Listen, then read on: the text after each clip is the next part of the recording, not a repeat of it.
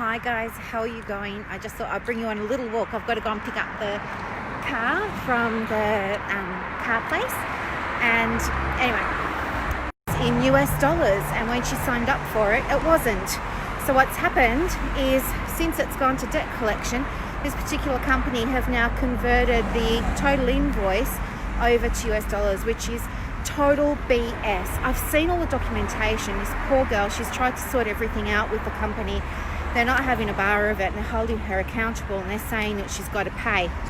And this is really annoying, because why should she have to? She wasn't informed when she signed up that it was US dollars. How can I just change it now? Anyway, what we've done is contacted a few organisations to try and get some guidance and some assistance. And it turns out that she's going to be fine, but just frustrating. And I think, as a business owner, how can you behave in such a deceptive way? It doesn't make any sense to me whatsoever. I think that all this person has done now is they've given their business a bad name, because this girl, she's going to go and she's going to post about it all over social media. She's ropeable. She's absolutely, champing at the bit to get it out there in public. She's talking about going on Current Affair with it. And, I'm saying to my client, hey, come on, let's try and act from a place of our highest good. And she's like, well, it's in my highest good to do something like that, because I feel now that I have to warn other people that this person's a scammer, and I want to do something about it. So anyway, more on that later. Stay tuned, I think.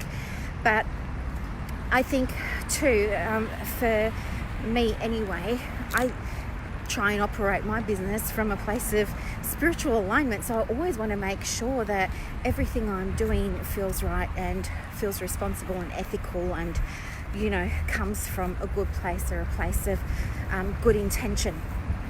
And I just wish that more business owners were like that, because it gives the rest of us a bad name when people behave out of integrity. And what's happened here is this woman was totally deceived, absolutely deceived. I mean, this company have gone now and they've gone back over invoices. So this lady, she showed me the invoices from this particular company that she had received, and now the company have gone into those invoices and they've changed them all to say US dollars, but she's got the originals. I mean, how out of integrity is that? And this woman works in the spiritual community.